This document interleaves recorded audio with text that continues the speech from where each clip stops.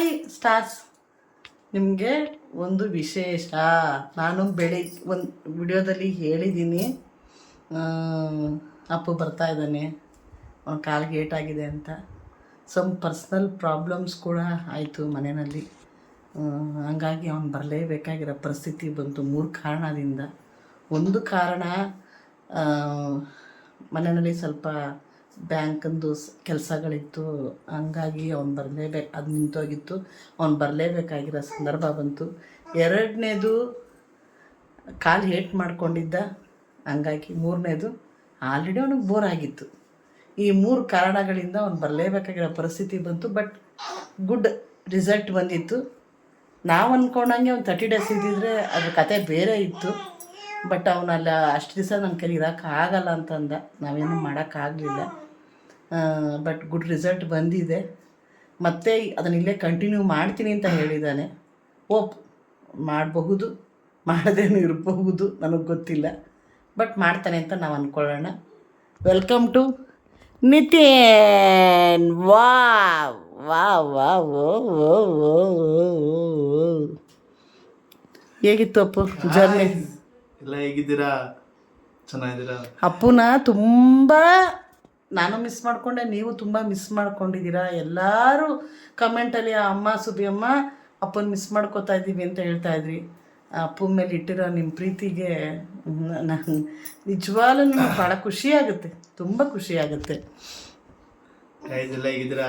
Give my phone, give my phone, give my stars back to me. ಎಲ್ಲ ಹೇಗಿದ್ದೀರಾ guys? ಚೆನ್ನಾಗಿದ್ದೀರಾ?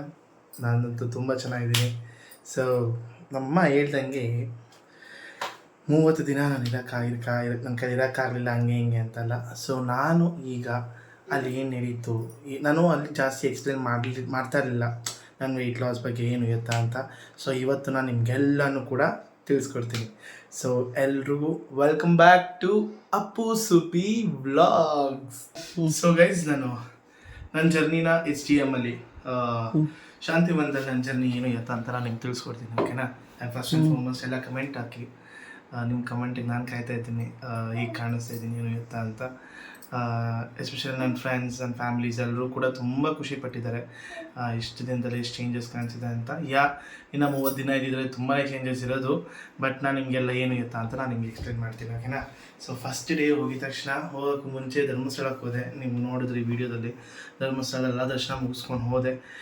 ಹೋಗಿದ ತಕ್ಷಣ ನನಗೆ ಅಲ್ಲಿ 3 ದಿನದ ತನಕ ಐ ವಾಸ್ ಟೂ ಸ್ಟ್ರಾಂಗ್, ಮಾಡ್ತಾಯಿದ್ದೆ ಎಲ್ಲ. ನನಗಿದ್ದಿದ್ದು ಒಂದೇ ಒಂದು, ಕ್ಲೀನಾಗಿ ವರ್ಕೌಟ್ ಮಾಡಬೇಕು ಅಂತ. ನಾನು ಎವ್ರಿ ಡೇ ನಾನು ಎಷ್ಟು 1000 ಸ್ಟೆಪ್ಸ್ ಮಾಡ್ತಿದ್ದೆ ಅನ್ನೋದನ್ನು ನೀವು ಇದನ್ನು ನೋಡಿ, ಓಕೆನಾ? ನಾನು ಎವ್ರಿ ಡೇ ಎಷ್ಟು 1000 ಸ್ಟೆಪ್ಸ್ ಮಾಡ್ತಿದ್ದೆ ಅಂತ ನೋಡಿ ಇಲ್ಲಿ. ಎವ್ರಿ ಡೇ ಇದು ನಾನು ದಿನಕ್ಕೆ 12ರಿಂದ 13, 14, 15 ಕಿಲೋಮೀಟ್ರ್ ನಡೀತಾ ಇದ್ದೆ, ಜಾಗ್ ಮಾಡ್ತಿದ್ದೆ, ವಾಕ್ ಮಾಡ್ತಿದ್ದೆ. ಎವ್ರಿ ಸಿಂಗಲ್ ಡೇ ನಾನು ಹತ್ತತ್ರ 700 ಗ್ರಾಮ್ 1 kg ಹಂಗೆ ಸಣ್ಣ ಆಗ್ತಾಯಿದ್ದೆ. ಆಬ್ವಿಯಸ್ಲಿ ಗೊತ್ತು, ಡಿಟಾಕ್ಸ್ ಮಾಡ್ಕೊಳ್ಳೋದಕ್ಕೇ ಫಸ್ಟ್ ಹೋಗಿದ್ದು. ಸೂಪರ್ ಎಕ್ಸ್ಪೀರಿಯನ್ಸ್, ನಿಜವಾಗ್ಲೂ ಸಖತ್ ಎಕ್ಸ್ಪೀರಿಯನ್ಸ್ ಇತ್ತು ನನಗೆ. ಎಲ್ಲ ಥರ ಥೆರಪಿಗಳಾಗಿರಲಿ ಎಲ್ಲನೂ. ನನಗೇನೆಂದರೆ, ನನಗೆ ಅಲ್ಲಿ ನಾನು ನಮ್ಮ ದಿನ ಅಲ್ಲಿ ವ್ಲಾಗ್ ಅಪ್ಲೋಡ್ ಮಾಡಿ ಹಾಗೆ ಹೀಗೆ ಅಂತ ಅಂದಾಗ ನನಗೆ I wanted to give changes. ಆ ಟ್ರಾನ್ಸ್ಫಾರ್ಮೇಷನ್ ನಾನು ಜನಕ್ಕೆ ತೋರಿಸ್ಬೇಕು. ಆ ಟ್ರಾನ್ಸ್ಫಾರ್ಮೇಷನ್ ಪ್ರೋಸೆಸ್ ತೋರಿಸೋದಕ್ಕಿಂತ ನಾನು ಹಾರ್ಡ್ ವರ್ಕ್ ಮಾಡಿ ನಿಮಗೆ ತೋರಿಸ್ಬೇಕು ಅಂತಂದಾಗ ನಮ್ಮಮ್ಮ ಅದಕ್ಕೂ ಸಪೋರ್ಟ್ ಮಾಡಿ ನಮ್ಮಮ್ಮ ವ್ಲಾಗ್ಸ್ ಮಾಡ್ತು ಇಷ್ಟು ದಿನ. ಸೊ ನಾನು ಇಲ್ದೇ ಸಪೋರ್ಟ್ ಇಲ್ದೇ ನಮ್ಮ ಅಕ್ಕನ ಸಪೋರ್ಟಿಂದ, ಅದಕ್ಕೆ ಥ್ಯಾಂಕ್ ಯು ಸೋ ಮಚ್ ಇವರಿಬ್ರಿಗೂ. ಸೊ ನಾನು ಫಸ್ಟ್ ಡೇ ನನ್ನ ವೆಯ್ಟ್ ಬಂದು 105.76, 105.76 ಹತ್ತತ್ರ 106 kg ಇದ್ದೆ ನಾನು. ಸೊ ನನ್ನ ಹೈಟಿಗೆ ನಾನು ಹತ್ತಿರ 85 to 90 ಇರಬೇಕಾಗಿತ್ತು. ಸೊ ಇವಾಗ ನೀನು ಅಷ್ಟು ವೆಯ್ಟು ಕಮ್ಮಿ ಆಗಿದ್ಯಾ ಅನ್ನೋದಕ್ಕೆ ಪ್ರೂಫ್ ಅದೇ ಲಾಸ್ಟ್ ಟೈಮ್ ವೆಯ್ಟ್ ಚೆಕ್ ಮಾಡಿ ಫೋಟೋ ನಾನು ತೊಗೊಂಡಿಲ್ಲ, ತಗೋಬೇಕಲ್ಪ, ತೋರಿಸ್ತೀನಿ, ಓಕೆನಾ? ಸೊ ನಾನು ಹತ್ತಿರ 9ರಿಂದ 10 kg ಸಣ್ಣ ಆದೆ 10 ದಿನದಲ್ಲಿ. ಹತ್ತಿರ 9ರಿಂದ 10 ದಿನದಲ್ಲಿ ನಾನು ಎವ್ರಿ ಡೇ ನನ್ನ ಟಾರ್ಗೆಟ್ ಅಷ್ಟಿತ್ತು.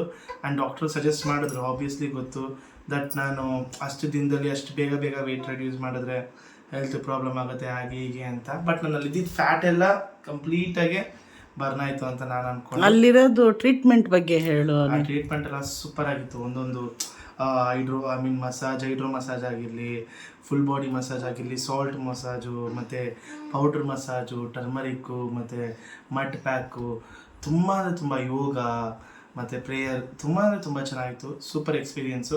ನಾನು ಅಲ್ಲಿಂದ ಹೋಗಿ ಬಂದಿರೋ ಒಂದು ಚೇಂಜಸ್ ಅಂದರೆ ಆಬ್ವಿಯಸ್ಲಿ ಸ್ವಲ್ಪ ಸಣ್ಣ ಆಗಿರೋದು, ನನ್ನ ಡಬಲ್ ಚಿನ್ ಎಲ್ಲ ಫ್ಯಾಟ್ ಎಲ್ಲ ಸ್ವಲ್ಪ ಕಡಿಮೆ ಆಗಿರೋದು. ಆ್ಯಂಡ್ ಅದು ಬಿಟ್ಟರೆ ಇನ್ನೊಂದೇನಾದರೂ ತುಂಬ ಖುಷಿಯಾಗಿರೋದೇನು ಅಂದರೆ ಸ್ವಲ್ಪ ಪೇಷನ್ಸ್ನ ಕಲಿತಾ ಇದ್ದೀನಿ. ಮುಂಚೆ ತುಂಬ ಹೈಪರ್ ಆ್ಯಕ್ಟಿವ್ ಆಗ್ತಾಯಿದ್ದೆ. ಖುಷಿಯಾಗಿರಲಿ, ದುಃಖ ಆಗಿರಲಿ, ಸಂತೋಷ ಆಗಿರಲಿ, ಕೋಪ ಆಗಿರಲಿ, ಆ ಒಂದು ಇನ್ಸ್ಟೆಂಟಲ್ಲಿ ಏನಿತ್ತು ಅದನ್ನು ಹಂಗೆ ತೆಗೆದಾಕ್ಬಿಡ್ತಾ ಇದ್ದೆ. ಬಟ್ ಇವಾಗ ಸ್ವಲ್ಪ ಯೋಚನೆ ಮಾಡ್ತೀನಿ, ಯಾಕಂದರೆ ಅಲ್ಲಿ ಜಾಸ್ತಿ ಒಬ್ಬನೇ ಇರ್ತಾ ಇದ್ದೆ ನಾನು. ಅಲ್ಲೆಲ್ಲ ಪಾಪ ತುಂಬ ಒಳ್ಳೊಳ್ಳೆ ಫ್ರೆಂಡ್ಸ್ಗಳು ಸಿಕ್ಕಿದ್ರು, ಎಲ್ಲ ಸಿಕ್ಕಿದ್ರು.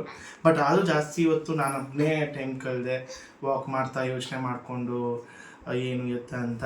ಬಟ್ ಈ ನಡುವೆ ಸ್ವಲ್ಪ ಅದೇ ನನ್ನ ಬಗ್ಗೆ ಯೋಚನೆ ಮಾಡಿಕೊಂಡು ಏನು ಎತ್ತ ಮುಂದಕ್ಕೆ ಏನು ಅನ್ನೋದೇ ಜಾಸ್ತಿ ಯೋಚನೆ ಮಾಡ್ತಾಯಿದ್ದೆ. ಬಟ್ ತುಂಬ ಖುಷಿ ಆಯಿತು. ಸೊ ನಾನು ವೆಯ್ಟ್ ರೆಡ್ಯೂಸ್ ಮಾಡಿ ನಾನು ಹತ್ತತ್ರ 97 to 96 ಬಂದಿದ್ದೀನಿ. 96 to 97. ಸೊ ಹತ್ತತ್ರ 8 to 9 kg ಅದೇ ಹೇಳ್ದಂಗೆ. So very happy. ನೀವೇ ಹೇಳ್ಬೇಕು ಹೇಗೆ ಕಾಣಿಸ್ತಿದ್ದೀವಿ. ಮತ್ತೆ ಅದನ್ನ ಕಂಟಿನ್ಯೂ ಮಾಡಿ ಇನ್ನ ಸಣ್ಣ ಆಗಿ ತೋರಿಸ್ತೀರಾ ಅಥವಾ ಮತ್ತೆ ಮಾಮೂಲು ಇದೆ? ತುಂಬ ಇದೆ. ನಾನು ಅಲ್ಲಿ ಹೋಗೋದಕ್ಕೂ ಒಂದು ರೀಸನ್ ಇತ್ತು. ನಾನು ಹೇಳ್ದಂಗೆ ಒಂದು ಕೆಲಸದ ಮೇಲೆ ನಾನು ಕೆಲಸ ವರ್ಕ್ ಮಾಡ್ತಿದ್ದೀನಿ ಹಾಗೆ ಹೇಗೆ ಅನ್ನಲ್ಲ. ಸೊ ಇದ್ರ ಮೇಲೂ ಕೂಡ ಒಂದು ಇಟ್ಕೊಂಡು ಆ ಒಂದು ಇದನ್ನ ಮಾಡಿಕೊಂಡು ಕೂಡ ನಾನು ಮಾಡಿರೋದು. ಸೊ ತುಂಬ ಖುಷಿ ಇದೆ. ನಾನು ಇಷ್ಟು ಚೆನ್ನಾಗಿ ಇಷ್ಟು ಬೇಗ ಟ್ರಾನ್ಸ್ಫರ್ ಮಾಡ್ಕೊಂಡಿರೋದು ತುಂಬಾ ಖುಷಿ ಇದೆ. ಇನ್ನು ತುಂಬ there is many more things to come. And this is what. ತುಂಬ ಖುಷಿ ಆಯಿತು. ಮತ್ತು ಏನು ತುಂಬ ರೀಸನಬಲ್ ಆಗಿದೆಯಾ? ಹೇಗೆ ಪ್ರೈಸ್? ಆಬ್ವಿಯಸ್ಲಿ ತುಂಬ ರೀಸನಬಲ್ ಆಗಿದೆ. ವರ್ತ್, ತುಂಬಾ ವರ್ತ್, ನಿಜವಾಗ್ಲೂ ಹೇಳ್ತೀನಿ. ಏನು ಪರ್ ಡೇಗೆ ಹೆಂಗೆ? ಏನು ಜನರಲ್ ವಾರ್ಡ್ಗಾದರೆ ಎಷ್ಟು? ಸ್ಪೆಷಲ್ ಎಲ್ಲ ಓಲ್ಡ್ ವಿಡಿಯೋಸಲ್ಲಿ ಇದು ಮಾಡಿದ್ದೀನಿ. ಜನರಲ್ ವಾರ್ಡಿಗೆ ಕಮ್ಮಿ ಇರುತ್ತೆ. Cottage, special general ward, special ward, cottage ಇರುತ್ತೆ. ಮತ್ತು ತುಂಬ ಲಕ್ಸುರಿ ಇರುತ್ತೆ. ತುಂಬ ಅಂದರೆ ತುಂಬ ಇರುತ್ತೆ. ನೀವು ಬೇಕಾದ್ರೆ ನಾನು ಡಿಸ್ಕ್ರಿಪ್ಷನಲ್ಲಿ ಹಾಕಿರ್ತೀನಿ ಅವ್ರ ವೆಬ್ಸೈಟು. ಆ ವೆಬ್ಸೈಟಲ್ಲಿ ನೋಡಿ, ನೀವು ಬೇಕಿದ್ರೆ ನೀವು ಆದಷ್ಟು ಬೇಗ ಬುಕ್ಕಿಂಗ್ಸ್ ಮಾಡ್ಕೊಳ್ಳಿ. ನಿನಗೆ ಎಷ್ಟು ಚಾರ್ಜ್ ಆಯ್ತು? ಇವಾಗ ಎಷ್ಟು ದಿವಸ ಇದ್ದೆ ನೀನು? ಎಷ್ಟು ಚಾರ್ಜ್ ಮಾಡಿದ್ರು? 10 days. ನಾನು 10 days ಇದ್ದೆ. ನನಗೆ ಹತ್ತತ್ರ 10-11 ಸಾವಿರ. ನಾನು ತೊಗೊಳ್ಳೋ ಟ್ರೀಟ್ಮೆಂಟ್ ಮೇಲೆ ಡಿಪೆಂಡ್ ಆಗುತ್ತೆ ಅದು. ನಾನು ಒಂದು ಆಕ್ಯುಪಂಚರ್ ಅಂತ ಇತ್ತು, ಅದೆಲ್ಲ ನಾನು ಅಷ್ಟೊಂದು ಟ್ರೀಟ್ಮೆಂಟ್ ಎಲ್ಲ ಅಷ್ಟೊಂದು ತೊಗೊಳ್ಳಿಲ್ಲ. ಓಕೆನಾ? ಅದೆಲ್ಲ ಸೇರಿಸಿದ್ರೆ ಒಂದು 13-15 ಸಾವಿರ ಆಗುತ್ತೆ. But super treatment. ತುಂಬ ಅಂದರೆ ತುಂಬ ಖುಷಿ ಆಯಿತು. ನಾನು ಇಷ್ಟು ಬೇಗ ವೆಯ್ಟ್ ರಿಡ್ಯೂಸ್ ಮಾಡಿರೋದು ಅದು ಇದು ಎಲ್ಲ. ಸೊ ಇದನ್ನು ಇನ್ನು ಈ ಮೈಂಡಲ್ಲಿ ಇಟ್ಕೊಂಡು ಇದು ಮಾಡ್ತೀನಿ. ಯಾಕಂದರೆ ಅಲ್ಲಿ ಫುಡ್ಡು ಅಲ್ಲಿ ಆಪ್ಷನ್ ಇರಲ್ಲ ನಮಗೆ. ಇವಾಗ ನಾವು ಇಲ್ಲಿ ವಾಕ್ ಮಾಡ್ತಾಯಿದ್ರೆ ಏನಾದ್ರು ತಿನ್ಬೇಕಾದ ಚಿಕಿತ್ಸೆ ಹೋದಾಗ ಇದಾಗ್ಬಿಡುತ್ತೆ. ಬಟ್ ಅಲ್ಲಿ ಏನೂ ಇರಲ್ಲ. ಎಲ್ಲದಕ್ಕಿಂತ ಹೆಚ್ಚಾಗಿ ಪೀಸ್ ಆಫ್ ಮೈಂಡ್, ಆ ಪ್ರಕೃತಿ ಜೊತೆ, ಆ ನೇಚರ್ ಜೊತೆ. ಸೂಪರಾಗಿತ್ತು ಎಕ್ಸ್ಪೀರಿಯೆನ್ಸ್ ಮಾತ್ರ. ನನಗಂತೂ ತುಂಬ ಖುಷಿ ಆಯಿತು. ಆ್ಯಂಡ್ ಏನು ಕಲಿತೆ? ಮೇಯ್ನ್ ಆಗಿ ಏನು ಕಲಿತೆ? ಒಬ್ಬನೇ ಇದ್ದಲ್ಲ, ಏನು ಕಲಿತೆ ಅಮ್ಮ? 10 ದಿನದಲ್ಲೆಲ್ಲ ನಾವು ಏನು ಕಲ್ತಿ ಉದ್ಧಾರ ಆಗೋದಲ್ಲ. ಅದು ತಪ್ಪು, ಅದು ಸುಳ್ಳು. ಅದು ಓಕೆನಾ? ನಾನು ಹೇಳೋದು ವರ್ಷಗಟ್ಟಲೆ ಹೋಗ್ಬೇಕಾಗತ್ತೆ ಅಲ್ಲ. ಅದು ನಮಗೆ ಅನಿಸ್ಬೇಕು, ಆಯ್ತಾ? ಚೇಂಜ್ ಆಗಬೇಕು ಅಂದರೆ ಯಾರೋ ಇವಾಗ ನೀನೇ ಹೇಳ್ಬಿಟ್ಟು ಇದು ಮಾಡೋ ಅದು ಮಾಡೋದು ಅದಾಗದೆ ಅವರೇ ಎಕ್ಸ್ಪೀರಿಯೆನ್ಸ್ ಮಾಡಿ ಇದು ಮಾಡಬೇಕು. ಅದನ್ನು ಫಸ್ಟ್ ಮೈಂಡಲ್ಲಿ ಇಟ್ಕೋ, ಸರಿನಾ? 10 ದಿನದಲ್ಲಿ ಏನು ಅಂದರೆ ನಾನು ಏನು ಅಂತ ಯೋಚನೆ ಮಾಡೋದ್ರ ಮೇಲೆ ಜಾಸ್ತಿ ನಾನು ಟೈಮ್ ಕಳೆದೆ. ಏನೋ ಮಾಡೋಣ 4 ತಿಂಗಳು ಹಂಗೆ ಹಿಂಗೆ ಅಂತ ಅಂದ್ಬಿಟ್ಟು ಆ ವರ್ಕ್ ಮೇಲೆ ತುಂಬ ವರ್ಕ್ ಮಾಡ್ತಾಯಿದ್ದೆ. ಬಟ್ ಮನೆ ಪರಿಸ್ಥಿತಿ ಅದು ಇದು ಅನ್ನೋ ಟೈಮಿಗೆ ವಾಪಸ್ ಬಂತು. ನಮ್ಮಮ್ಮ ಹೇಳಿದ್ರು, ನನಗೆ ಅಲ್ಲಿ ವಾಕ್ ಮಾಡ್ಬೇಕಾದ್ರೆ ಸರಿಯಾಗಿ ಜಾರು ಬಿದ್ದುಬಿಟ್ಟೆ. ನಂದು ಕ್ರಾಕ್ಸ್ ಚಪ್ಪಲಿ, ಅಲ್ಲೆಲ್ಲ ಈ oil massage, full body massage ಎಲ್ಲ ಮಾಡ್ಕೊಂಡಿರ್ತಾರೆ. ಅಲ್ಲಿ ಬೇರೆ ತುಂಬ ಜೋರು ಮಾಡೆ ಆ ಮೊಳೆ ಎಣ್ಣೆಗೆ. ಹೆಂಗೆ ಬಿದ್ದೆ ಅಂದರೆ ಹಂಗಿಂಗೆ ಬಿದ್ದಿಲ್ಲ, ಸರಿಯಾಗಿ ಬಿದ್ದೆ. ಅಲ್ಲೆಲ್ಲ ನಕ್ಬಿಟ್ರು. ಜೀವ ಆಗೋಯ್ತು ನನಗೆ ಬೇರೆ. ಅಪ್ಪ ಅದೇನೇ ಯಾಕೆ ಹೇಳ್ತೀರಾ? ಅದೇನಾಗೋಯ್ತು, ನನ್ನ ಕಾಲು ಸ್ವಲ್ಪ ಉಳುಕ್ಬಿಡ್ತು. ನಾನು ವೆಯ್ಟ್ ರೆಡ್ಯೂಸ್ ಆಗೋದಕ್ಕೆ ಕಾರಣನೇ ಜಾಗಿಂಗ್, ವಾಕಿಂಗು. ಬಟ್ ಹಂಗೆ ಬ್ಯಾಂಕ್ ಕೆಲಸ ಇತ್ತು. ನಾನು ಇಲ್ಲದೆ ಬ್ಯಾಂಕ್ದೆಲ್ಲ ಏನೂ ನಡೀತಾನೆ ಇರ್ತಾ ಇರಲಿಲ್ಲ. ಬಂದ ತಕ್ಷಣ ಆ ದಿನವೇ ಎಲ್ಲ ಬ್ಯಾಂಕ್ ಕೆಲಸ ಎಲ್ಲ ಮುಗಿಸ್ಬಿಟ್ಟೆ. ಮತ್ತು ಇನ್ನೊಂದೇನೆಂದರೆ ಮನೆ ಪರಿಸ್ಥಿತಿ ಇನ್ನೂ ಒಂಥರ ತೀರ ಆಗಿಬಿಟ್ಟಿದೆ. ನನಗೆ ಆಪ್ಷನ್ ಇಲ್ಲದೆ ಈಗ ನಾನು ಕೆಲಸಕ್ಕೆ ಹೋಗಲೇಬೇಕು ಅನ್ನೋ ಪರಿಸ್ಥಿತಿ ಬಂದುಬಿಟ್ಟಿದೆ. ಹುಡುಕ್ತಾ ಇದ್ದೀನಿ ತಿರ್ಗಾ ಕೆಲಸನ. ತುಂಬ ಅಂದರೆ ತುಂಬ ಮನಸ್ಸಿಗೆ ಬೇಜಾರಾಗಿದೆ. ಅಲ್ಲಿಂದ ಏನೋ ಬಂದು ಮಾಡೋಣ ಅಂತ ಅಂದ್ಕೊಂಡು ಬಂದರೆ ತಿರ್ಗಾ ಇಲ್ಲಿರೋ ಪರಿಸ್ಥಿತಿಗೆ ತಲೆಬಾಗಿ ತಿರ್ಗಾ ಕೆಲಸ ಹುಡುಕ್ತಾ ಇದ್ದೀನಿ. ಅದನ್ನು ತುಂಬ ಮನಸ್ಸಲ್ಲಿ ಬೇಜಾರಿದೆ. ಬಟ್ ಅದ್ರ ಪರವಾಗಿಲ್ಲ, ಇಲ್ಲಿರಬೇಕು. ಈ ಪಾಪ ನಮ್ಮ ಅಪ್ಪನ ಹತ್ರನೂ ಕೆಲಸ ಇಲ್ಲ, ನಮ್ಮಪ್ಪ ಮಾಡೋಷ್ಟು ಮಾಡಿದ್ರು. ನಮ್ಮಮ್ಮನೂ ಕೂಡ ಆವಾಗಿಂದ ನಮ್ಮಮ್ಮ ಮಾಡ್ತಾನೆ ಅವರೇ. So it's my time now which I have to take care of my family ಅಂತ ಅಂದ್ಬಿಟ್ಟು ಕೆಲಸ ಹುಡುಕ್ತಾ ಇದ್ದೀನಿ ತಿರ್ಗಾ. ಸೊ ಯಾರು ಇದ್ದರೆ ಒಳ್ಳೆ ಕೆಲಸ ಇದ್ದರೆ ಯಾರು ರೆಫರ್ ಮಾಡಿ ಅಂತಲೂ ಕೇಳ್ಕೊತೀನಿ. ಅಷ್ಟೇ, ಇನ್ನೇನಿಲ್ಲ. ಹೋಗಿ ಬಂದಿದ್ದಕ್ಕೆ ಒಳ್ಳೆ ಎಕ್ಸ್ಪೀರಿಯೆನ್ಸ್ ಇದೆ. ಮನ್ಸಿಗೆ ಒಂದು 2-3 ದಿನ ತುಂಬ ಬೇಜಾರು, ಒಂಥರ ತುಂಬ ತಿರ್ಗಾ ಕನ್ಫ್ಯೂಷನ್ ಸ್ಟೇಟ್ ಆಫ್ ಮೈಂಡಿಗೆ ಬಂದು ತಿರ್ಗಾ ಅದಕ್ಕೆ ನಿಂತ್ಕೊಂಡಿದ್ದೀನಿ. ಬಟ್ ಆಪ್ಷನ್ ಇಲ್ಲ ನನಗೆ. ಆಪ್ಷನ್ ಇಲ್ಲದೆ ಈಗ ಏನೇ ಆಗಲಿ ನಗ್ನಗ್ತಾ ಖುಷಿಯಾಗಿರಬೇಕು, ಸಂತೋಷವಾಗಿರಬೇಕು ಅನ್ನೋದೊಂದೇ ಮೈಂಡಲ್ಲಿ ಇಟ್ಕೊಂಡು ಜೀವನ ಮಾಡಬೇಕು ಅಷ್ಟೇ. ಸೊ ನಿಮ್ಮನ್ನೆಲ್ಲ ನಿಜವಾಗ್ಲೂ ತುಂಬ ಮಿಸ್ ಮಾಡಿಕೊಂಡೆ. ನಮ್ಮಮ್ಮ ವ್ಲಾಗ್ಸ್ ಮಾಡ್ತಿದ್ದಿದ್ದು ನೋಡಿ ಅಲ್ಲಿ ಹಾಕೋಣ ಅಂತ. ಬಟ್ ನನಗೆ ಆ ಟ್ರಾನ್ಸ್ಫಾರ್ಮೇಷನ್ ತೋರಿಸ್ಬೇಕು, ನಮ್ಮ ಜನಕ್ಕೆ ಬಂದು ಆಲ್ ಆಫ್ ಅ ಸಡನ್ ನೋಡಿ ನಾನು ಹೆಂಗಾಗಿದ್ದೀನಿ, ಚೆನ್ನಾಗಿದ್ದೀನಿ ನನ್ನ ತೋರಿಸ್ಬೇಕು ಅನ್ನೋ ತುಂಬ ಆಸೆ ಇತ್ತು. ಫುಲ್ ಒಳ್ಳೊಳ್ಳೆ ಎಂಟ್ರಿ ಕೊಡಬೇಕು ಹಂಗೆ ಹಿಂಗೆ ಅಂತ ಅಂದ್ಕೊಂಡೆ. ಬಂದ ತಕ್ಷಣ ಬ್ಯಾಂಕು ಅದು ಯಾಕಂದರೆ ತುಂಬ 7-8 ತಿಂಗಳು ಕಾಯ್ದುಬಿಟ್ವಿ ನಾವು. ಆ ಬ್ಯಾಂಕ್ದು ಫೈನಲಿ ಮುಗೀತು. ನೀವೇ 2-3 ದಿನ ನೋಡಿರ್ತೀರ ವ್ಲಾಗ್ಸಲ್ಲಿ ನಾನು ಬ್ಯಾಂಕ್ ಓಡಾಡ್ತಿರೋದು. ಫೈನಲಿ ಅದು ಕೆಲಸ ಎಲ್ಲ ಆಯಿತು. ಸೊ ಈಗ ಕೆಲಸ ಹುಡ್ಕೋ start. Back to old. But ನಿಮ್ಮನ್ನು ಮಾತ್ರ ನಗಿಸ್ತಾ ಇರೋದು, ಖುಷಿಯಾಗಿರ್ಸೋದು ಮಾತ್ರ ನನ್ನ ಕರ್ತವ್ಯ. ಯಾವಾಗಲೂ ಅದು ನಾನು ಮಾಡ್ತಾನೆ ಇರ್ತೀನಿ ಅಂತ ಹೇಳ್ತಾ let's start the vlogs from today. Appu is back.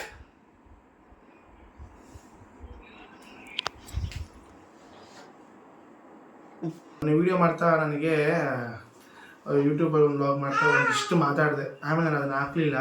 But ಇವತ್ತು ನಮ್ಮ ಅಮ್ಮನ ಮುಂದೆ ನಾನು ಅದನ್ನು ಮಾತಾಡ್ತೀನಿ.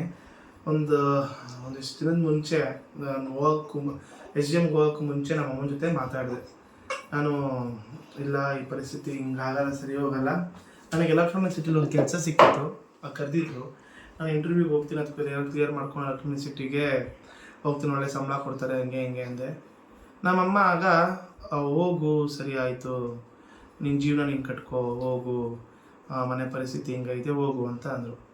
ಸರಿ ಆಯಿತು ಅಂತ ಒಪ್ಕೊಂಡು ರೆಡಿ ಆದೆ. ಸರಿ ಆಯಿತು, ಇನ್ನು ಬದುಕಬೇಕು, ಕೆಲಸ ಮಾಡಬೇಕು, ಇಲ್ಲಿ ಮನೆಗೂ ಹಾಕಬೇಕು ಹಂಗೆ ಹಿಂಗೆ ಅಂತ ಎಲೆಕ್ಟ್ರಾನಿಕ್ ಸಿಟಿಗೆ ಒಬ್ಬನೇ PG ಮಾಡ್ಕೊಳ್ಳೋ ಅನ್ನೋ ಥರ ಎಲ್ಲ ಡಿಸೈಡ್ ಆಗಿಬಿಟ್ಟಿತ್ತು.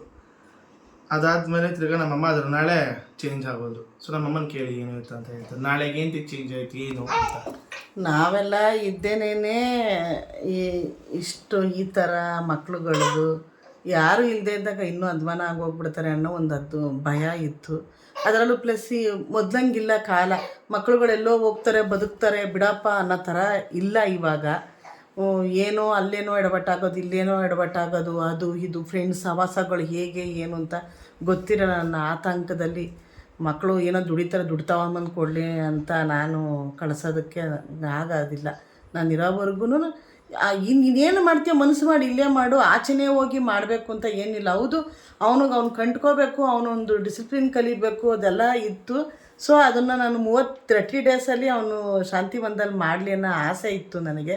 ಬಟ್ ಅದನ್ನು ಮಾಡೋಕ್ಕಾಗಲಿಲ್ಲ, ಕಾರಣಾಂತರಗಳಿಂದ ಮಾಡೋಕ್ಕಾಗಲಿಲ್ಲ. ನಾನು ಅಲ್ಲೇ ಕಳೀಲಿ ಪರವಾಗಿಲ್ಲ, 30 ಡೇಸ್ ನಾನು ಹೇಗೋ ಮೇಂಟೈನ್ ಮಾಡ್ತೀನಿ. ಆವಾಗ ಅವ್ನಿಗೆ ಗೊತ್ತಾಗುತ್ತೆ ಏನು ಜೀವನ ಅನ್ನೋದೇನು. ಇಲ್ಲೇ PGನೇ ಮಾಡಿಕೊಂಡು ಗೊತ್ತಾಗಬೇಕು ಅನ್ನೋದು ಏನೂ ಇಲ್ಲ. ಶಾಂತಿವನದಲ್ಲೂ ಗೊತ್ತಾಗಲಿ ಅನ್ನೋದಕ್ಕೋಸ್ಕರ ನಾನು ಆಸೆ ಪಟ್ಟೆ. ಬಟ್ ಅದು ಆ ಅವಕಾಶ ಸಿಕ್ಕಲಿಲ್ಲ ನನಗೆ. ಬರೀ 10 ಡೇಸ್ ಮಾತ್ರ ಸಿಕ್ತು ಅವಕಾಶ. ಇಲ್ಲ, ಮತ್ತು ಇನ್ನೊಂದು ಏನಂದರೆ ಸುಮ್ಮನೆ ನಿಜ ಹೇಳಬೇಕು. ನಿಜ ಏನಂದರೆ ಒಂದು ಬಂದು ಅದು 30 ದಿನ ಎಲ್ಲ ಇದ್ದರೆ ತುಂಬ ಕಾಸು ಹಾಕ್ಬಿಡುತ್ತೆ ಅಷ್ಟು. ಹೌದು, ಅದನ್ನು ಇನ್ಫಾರ್ಮ್ ಮಾಡ್ದೆ. ಅಮ್ಮ 30 ಡೇಸ್ಗೆ ತುಂಬ ಅಮೌಂಟು ಜಾಸ್ತಿ ಆಗುತ್ತೆ ಅಂತಂದ.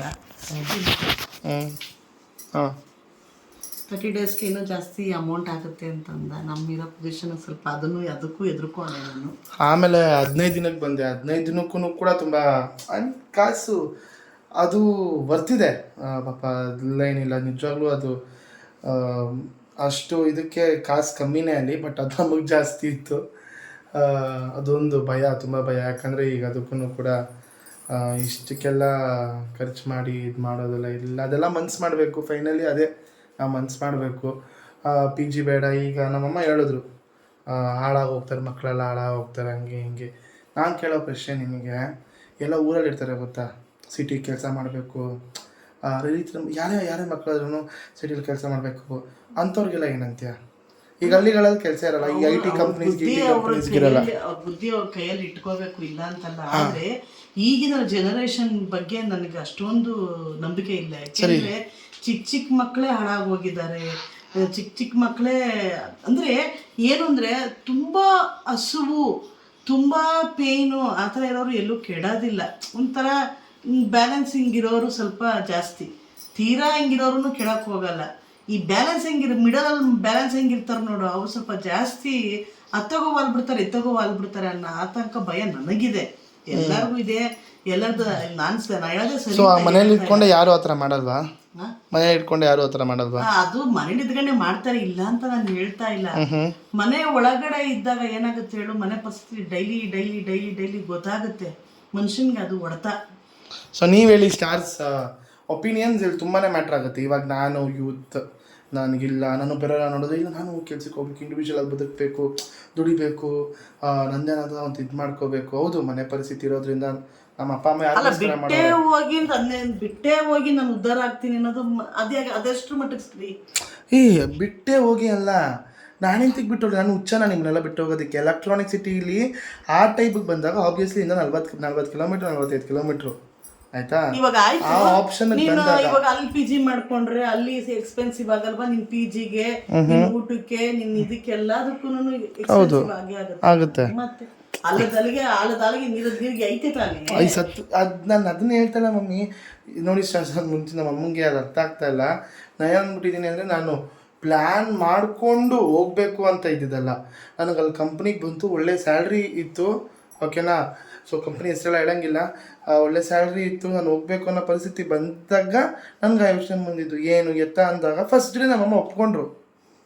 ಅದಾದಮೇಲೆ ಇವಾಗ ಒಬ್ವಿಯಸ್ಲಿ ಇಲ್ಲ, ಅದು ಕ್ಯಾನ್ಸಲ್ ಮಾಡಿದೆ, ನಾನೆಲ್ಲೂ ಹೋಗಲ್ಲ, ಇಲ್ಲೇ ಇರ್ತೀನಿ. ಸೊ ಅದು ನನಗೆ ಒಪಿನಿಯನ್ಸ್ ನೋಡಿ. ನನಗೇನಂದ್ರೆ, ನೀವು ಸ್ಟಾರ್ಸ್ ಆಗಿ ಒಂದು ನಿಮಿಷ ನೀವು ಸ್ಟಾರ್ಸ್ ಆಗಿ ನೀವು ಹೇಳಿ, ನಿಮ್ಮ ಒಪಿನಿಯನ್ ನಿಮ್ಗೇನು ಅನಿಸುತ್ತೆ? ಕಳ್ಸೋಕೆ ಇಷ್ಟ ಆಗಲಿಲ್ಲ ನನಗೆ ಅಷ್ಟೇ. ಇಲ್ಲ, ಅದು ಒಪ್ಕೋತೀನಿ ಮಮ್ಮಿ. ಎಲ್ಲ ಈಗ ನಾನೊಬ್ಬ ತಂದೆಯಾಗಿ ತಾಯಿಯಾಗಿ ಯೋಚನೆ ಮಾಡಿದಾಗ ಎಲ್ಲ ಪೇರೆಂಟ್ಸ್ ಪಾಯಿಂಟ್ ಆಫ್ ವ್ಯೂ 100% ಹಂಗೆ ಇರುತ್ತೆ, ಇಲ್ಲ ಅಂತ ಅನ್ನಲ್ಲ. ಒಬ್ಬೊಬ್ರು ಪೇರೆಂಟ್ಸ್ ಒಬ್ಬೊಬ್ರು ಮೈಂಡ್ಸೆಟ್ಟು. ಒಬ್ಬೊಬ್ರು ಪೇರೆಂಟ್ಸ್ ಏನು ಹೇಳ್ತಾರೆ ಅಂದರೆ, ನಿನ್ನ ಜೀವನ ಗೊತ್ತಾಗಬೇಕು, ಅದೇನೋ ಹೋಗು ನೀನು ಮಾಡು, ತಪ್ಪಾಗಲಿ ಇದಾಗಲಿ ನೀನೇ ತಿದ್ಕೋಬೇಕು, ನೀನೇ ಕಲಿಬೇಕು ಅನ್ನೋದಿರುತ್ತೆ. ಇನ್ನೊಂದೇನು ಗೊತ್ತಾ ಅಪ್ಪು, ದೂರ ಹೊರಗಡೆ ಹೊರದೇಶಕ್ಕೆ ಹೋದರೆ ಅದೊಂಥರ ಅಪ್ಪು. ಇಲ್ಲಿ ಎಲೆಕ್ಟ್ರಾನಿಕ್ ಸಿಟಿಗೆ ಹೋಗಿ ಪಿ ಜಿ ಮಾಡ್ಕೊಂಡಿರೋದು ನೀನೇ ಬೇಕಾಗಿಲ್ಲ. ಆ ಥರ ಏನಾರ ಹೊರಗಡೆ ಔಟ್ ಆಫ್ ಸ್ಟೇಷನ್ ಏನಾರ ಅವಕಾಶ ಸಿಕ್ಕಿದ್ರೆ ಖಂಡಿತ ಹೋಗಬೇಡ ನಾನು. ಯಾಕೆಂದರೆ ಅಲ್ಲಿ ಆಗೋ ಚೇಂಜಸ್ಸೇ ಬೇರೆ, ಇಲ್ಲಿ ಆಗೋ ಬೆಂಗಳೂರಲ್ಲೇ ಇದ್ಕೊಂಡು ಆಗೋ ಚೇಂಜಸ್ಸೇ ಬೇರೆ. ಅದಕ್ಕೆ ಅವಕಾಶ ಕೊಡಲ್ಲ. ನೀನು ಬೇಕಾದ್ರೆ ಔಟ್ ಆಫ್ ಸ್ಟೇಷನ್ ಮಲೇಷಿಯಾಗೆ ಹೋಗ್ತೀಯಾ, ಇದಕ್ಕೆ ಹೋಗ್ತೀನಿ, ನನಗೇನೋ ಫಾರಿನಲ್ಲಿ ಅವಕಾಶ ಸಿಕ್ಕಿದೆ, ನಾನು 2-3 ಇಯರ್ಸ್ ಇದು ಬರ್ತೀನಿ ಅಂತಂದರೆ ಖಂಡಿತ ಕಳಿಸ್ಕೊಡ್ತೀನಿ. ಅಲ್ಲಾಗೋ ಅನುಭವನೇ ತುಂಬ ಸೂಪರು ಮನುಷ್ಯನ್ಗೆ. ಇಲ್ಲೆಲ್ಲೋ ಬೆಂಗಳೂರಲ್ಲಿ ಇದ್ಕೊಂಡೆ ನೀನು ಅಲ್ಲಿ ಎಲೆಕ್ಟ್ರಾನಿಕ್ ಸಿಟಿನ ಇರ್ತೀನಿ, ನಾನು ಪಿ ಜಿನಲ್ಲಿ ಇರ್ತೀನಿ ಅದಕ್ಕೆ ನಾನು ಅವಕಾಶ ಕೊಡೋದಿಲ್ಲ. ಆ ಥರ ಆಗೋದು ಇಲ್ಲ. ಅದು ಯಾರು ಅವ್ರವ್ರದ್ದು ಸಂಬಂಧಪಟ್ಟಿರ್ಬೋದು. ಹೌದು, ಊರಿಂದ ಊರಿಗೆ ಬರೋದಕ್ಕೂ ಅರ್ಥ ಇದೆ. ನೀನು ಬೆಂಗಳೂರಲ್ಲೇ ಇದ್ಕೊಂಡು, ನಾವು ಬೆಂಗಳೂರಲ್ಲೇ ಇದ್ಕೊಂಡು ನೀನು ಅಲ್ಲಿರೋದಕ್ಕೆ ಆಗಲ್ಲ. ಸೊ ಅಲ್ಲೇನಾಯಿತು ಅಂದರೆ, 9th ಡೇ ನಮ್ಮಮ್ಮ ಫೋನ್ ಮಾಡಿ, ಇಲ್ಲ ಆಪ್ಷನ್ ಇಲ್ಲ, ಈಗ ನಿನ್ನ ಕಾಲು ಇದಾಗ್ಬಿಟ್ಟಿದೆ, ಇಲ್ಲಿ ಬ್ಯಾಂಕ್ ಕೆಲಸ ನಡೀತಾ ಇಲ್ಲ, ಬಂದ್ಬಿಡು ಹಂಗೆ ಹಿಂಗೆ ಅಂದಾಗ ನನಗೆ ನಮ್ಮ ಚಿಕ್ಕಮ್ಮಂಗೆ ಗೊತ್ತಿಲ್ಲ ನಾನು ಬರ್ತಾ ಇರೋದು. ಬಂದೆ, ಡಿಸ್ಚಾರ್ಜ್ ಸಮರಿ ಎಲ್ಲ ಆಯಿತು, ಡಿಸ್ಚಾರ್ಜ್ ಆಯಿತು. ಇನ್ನೇನು ನಾನು ನಾಳೆ ಬೆಳಗ್ಗೆ ಓಡಬೇಕು ಅಂತ ರೆಡಿ ಮಾಡ್ಕೊಂಡಿದ್ದೀನಿ. ರಾತ್ರಿ ಕಾಲ್ ನನಗೆ. ಏನು ಕಾಲು? ನನ್ನ ತಮ್ಮ, ನಾನು ಬರ್ತಾಯಿದ್ದೀನಿ, ಆನ್ ದ ವೇ ಇದ್ದೀನಿ ಅಲ್ಲಿಗೆ, ನೀನು ಇದೆಯಾ ಅಂತ. ನನಗೆ ಒಂದು ಕಡೆ ಖುಷಿ, ಅದು ಒಂದು ಕಡೆ ಬೇಜಾರು. ಅದೊಂದ್ಸರಿ ಡಿಸ್ಚಾರ್ಜ್ ಸಮರಿ ಆದರೆ ಮುಗೀತು, ನೀನು ಇಲ್ಲ. ಇದೇನಪ್ಪ ಹಿಂಗಾಗೋಯ್ತು ಅಂತ ನಾನು. ಓವರಾಲ್ ಫ್ಯಾಂಟಾಸ್ಟಿಕ್ ಎಕ್ಸ್ಪೀರಿಯೆನ್ಸ್ ಆಗಿತ್ತು. ನಾನು ಎಷ್ಟು ಸಣ್ಣ ಆಗಿದ್ದೀನಿ ಏನೋ ಅಂತ ಗೊತ್ತಿಲ್ಲ, ಬಟ್ ನೀವೇ ಹೇಳಬೇಕು. ಆ್ಯಂಡ್ ನಾಳೆಯಿಂದ ಇನ್ನೂ ಒಳ್ಳೊಳ್ಳೆ ಕಂಟೆಂಟ್, ಒಳ್ಳೊಳ್ಳೆ ವೀಡಿಯೋಸ್ ಬರುತ್ತೆ ಗಾಯ್ಸ್. ನಾನಂತೂ ತುಂಬ ಮಿಸ್ ಮಾಡಿಕೊಂಡೆ ವ್ಲಾಗ್ಸ್ ಮಾಡೋದನ್ನು ನಿಜವಾಗ್ಲೂ. ಅಲ್ಲಿ ಏನೋ ನಂಗೆ ಗೊತ್ತಿಲ್ಲ, ಈ ಏಜಲ್ಲಿ ಎಲ್ರಿಗೂ ಹಂಗೆ ಅನಿಸುತ್ತಾ ಏನು ಮಾಡಬೇಕು ಏನು ಎತ್ತ ಅನ್ನೋದು. ನನಗಂತೂ ಮನ್ಸಾರೆ ಹೇಳೋದೊಂದೇ, ಕನ್ಫ್ಯೂಷನ್ ಇಲ್ಲ. ನನಗೇನು ಮಾಡಬೇಕು ಅನ್ನೋದು ಗೊತ್ತು, ಏನು ಮಾಡ್ತಾಯಿದ್ದೀನಿ ಅನ್ನೋದು ಕೂಡ ಗೊತ್ತು. ಎಲ್ಲನೂ ಮಾಡ್ಕೊಂಡು ಮಾಡ್ಬೋದು ಅನ್ನೋದನ್ನು ಕೂಡ ಗೊತ್ತು. ಮಾಡೋಣ ಅಷ್ಟೇ, ಏನೋ ಗೊತ್ತಿಲ್ಲ. ಏನೆಲ್ಲ ಡಿಸೈಡ್ ಮಾಡ್ಕೊಂಡು ಏನೋ ಮಾಡ್ಕೊಂಡ್ಬಂದೆ.